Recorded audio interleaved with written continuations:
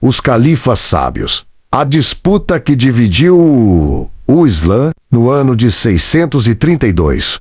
O mundo islâmico mergulhou em incerteza. A morte de Maomé não representava apenas a perda de um líder religioso, mas o desaparecimento do centro político, espiritual e social da comunidade muçulmana. Pela primeira vez, a umma precisava caminhar sem aquele que havia guiado cada decisão. E uma pergunta ecoava com força: quem deveria liderar agora? Sem uma resposta clara deixada pelo profeta, dois caminhos começaram a surgir. De um lado, estavam aqueles que defendiam que o novo líder deveria ser escolhido entre os companheiros mais próximos de Maomé, menos alguém experiente, respeitado e capaz de manter a unidade. Do outro, havia os que acreditavam que a liderança deveria permanecer na família do profeta, preservando sua linhagem e autoridade espiritual. A tensão crescia. Em Medina, onde o Islã havia se fortalecido,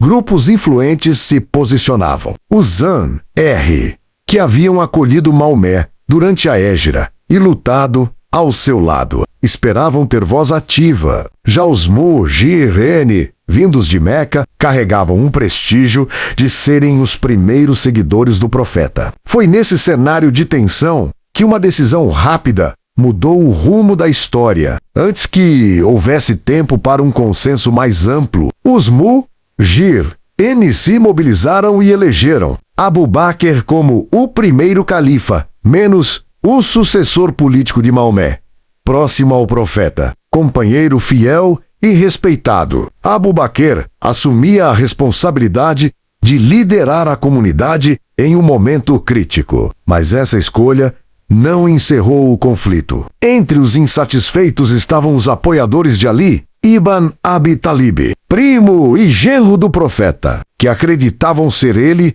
o verdadeiro herdeiro da liderança. Esses seguidores ficariam conhecidos como xiitas ou Partido de Ali, defendendo que apenas alguém da família do profeta poderia guiar a umma com legitimidade plena. Naquele momento, a divisão ainda era política, não religiosa, mas as sementes de uma ruptura profunda estavam sendo plantadas. O que começou como a disputa pela sucessão se transformaria, ao longo do tempo, em uma das maiores divisões do mundo islâmico. Assim, nascia o período dos chamados califas sábios, marcado não apenas por expansão e conquistas, mas também por tensões internas que moldariam o futuro do Islã. A escolha de um líder havia resolvido um problema imediato, mas criado outro, que atravessaria séculos. Abu Bakr e o nascimento do califado. Após a morte de Maomé, o mundo islâmico mergulhou em incerteza. A liderança da comunidade, a umma, estava em jogo. Quem poderia ocupar o lugar de um profeta? Quem teria autoridade para guiar um povo unido não apenas pela política, mas pela fé? É nesse cenário tenso que surge Abu Bakr, amigo próximo, sogro e um dos primeiros seguidores de Maomé. Ele era respeitado por sua sabedoria. Ainda assim, sua escolha como primeiro califa não foi unanimidade. Muitos questionavam não apenas o homem, mas o próprio cargo. Afinal, o que era um califa? Um líder político? Religioso? Um sucessor espiritual? A dúvida abriu espaço para divisão. Diversas tribos árabes que haviam aceitado o Islã decidiram abandoná-lo após a morte do profeta. Algumas alegavam que sua lealdade era apenas a Maomé, não a um novo líder. Outras foram além, proclamaram novos profetas, retomando práticas antigas e desafiando diretamente a unidade islâmica. Diante disso, Abu Bakr tomou uma decisão firme. Ele não permitiria que a recém-formada comunidade se fragmentasse. Iniciaram-se então as guerras de apostasia, conhecidas como Ridda. Não, eram apenas batalhas militares. Eram confrontos pelo futuro do Islã com estratégia e determinação. Abu Bakr conseguiu derrotar as tribos rebeldes, restaurando a unidade da Península Arábica e consolidando a autoridade do califado. Mas sua contribuição não parou nos campos de batalha. Um novo perigo surgia: a perda das palavras sagradas. O Alcorão era transmitido oralmente, guardado na memória dos companheiros do profeta. Porém, muitos desses homens estavam morrendo nas guerras. O risco de perder partes da revelação era real. Percebendo isso, Abu Bakr deu início a uma das decisões mais importantes da história islâmica: a compilação do Alcorão em forma escrita. Esse processo garantiria que a mensagem divina permanecesse intacta para as futuras gerações. Anos depois, durante o governo de Última, essa compilação seria finalizada e padronizada ao fim de seu breve, porém decisivo governo. Abu Bakr não apenas manteve o Islã unido, ele lançou as bases de um império, transformou crise em força, dúvida em autoridade e fragmentação em unidade. Em meio ao caos, ele não apenas liderou, ele definiu o que significava liderar. Omar, o califa que organizou o império, após a morte de Abu Bakr em 634, a jovem comunidade islâmica enfrentava um grande desafio: manter a unidade e consolidar o poder recém-formado. Antes de partir, Abu Bakr indicou seu sucessor, Umar ibn al-Khattab, conhecido como Omar, respeitado tanto em Meca quanto em Medina. Omar assumiu o comando com firmeza, equilíbrio e visão estratégica. Seu governo não foi apenas de continuidade, mas de transformação. Omar estruturou o Estado Islâmico de forma inédita. Ele criou o calendário islâmico, tendo como marco inicial a Hégira, a migração de Maomé de Meca para Medina em 622.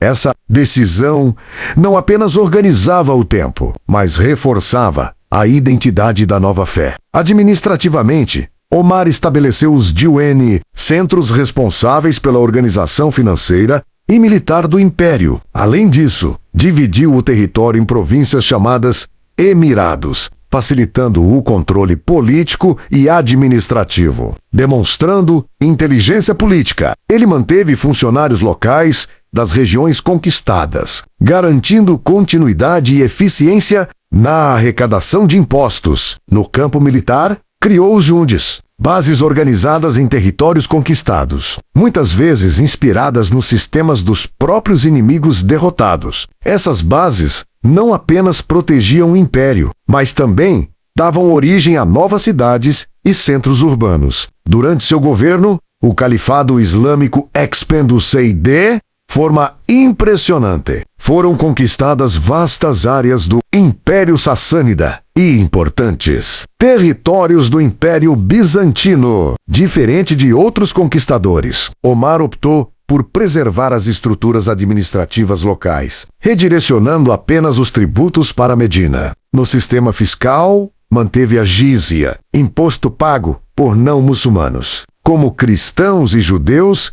e implementou o rahar, imposto sobre terras agrícolas conquistadas. Com o tempo, até mesmo novos muçulmanos passaram a contribuir com esse tributo, mostrando a complexidade crescente do império. Apesar de sua popularidade e liderança sólida, o destino de Omar foi trágico. Ele foi assassinado por um escravo persa, em um ato motivado por questões pessoais. Sua morte causou grande comoção e reabriu antigas tensões políticas. Antes de morrer, Omar deixou orientações para a escolha de seu sucessor. Foi formada um conselho composto por 6 membros importantes da comunidade islâmica. Entre os principais candidatos estavam Ali ibn Abi Talib e Uthman ibn Affan.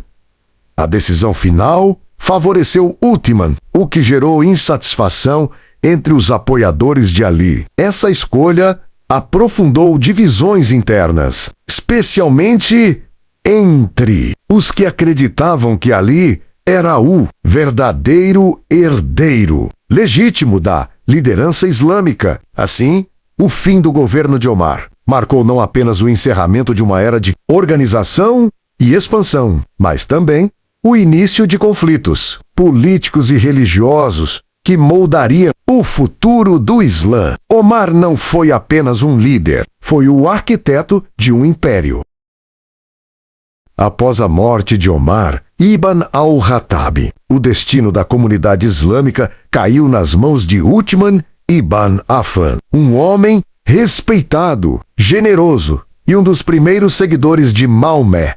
Seu governo parecia promissor, mas escondia tensões que mudariam para sempre a história do Islã. Uthman assumiu um império já vasto e poderoso. Durante seu califado, as fronteiras continuaram a se expandir, herdando a força administrativa construída por seu antecessor. No entanto, uma decisão mudaria o rumo de tudo. Ele passou a substituir governadores antigos por membros de sua própria família. Os omíadas, pertencentes à poderosa tribo coraixita, essa atitude foi vista como traição por muitos. Os antigos apoiadores de Medina, e outras tribos começaram a se sentir excluídos. O que antes era unidade, agora dava lugar à desconfiança. Enquanto isso, Uthman tomou uma decisão que marcaria a eternidade.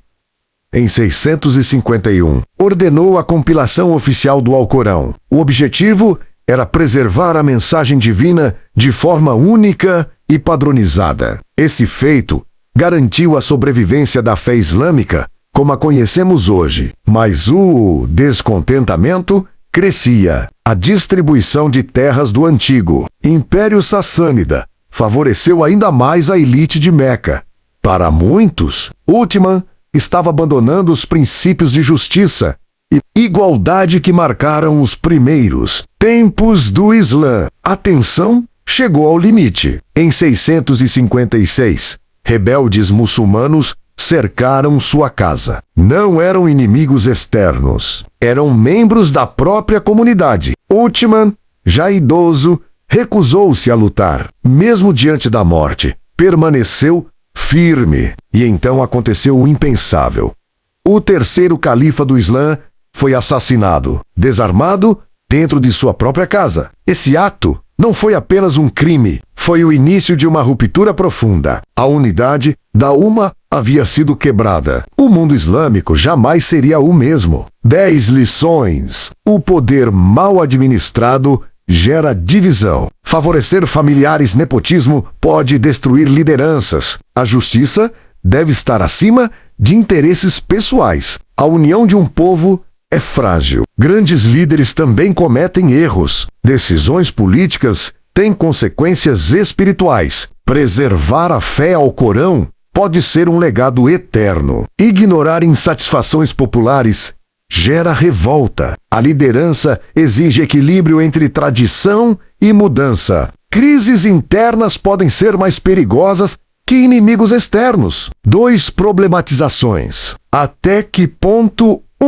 líder pode favorecer sua própria família sem comprometer a justiça? O assassinato de Uthman foi um ato de revolta legítima ou uma quebra imperdoável da unidade islâmica?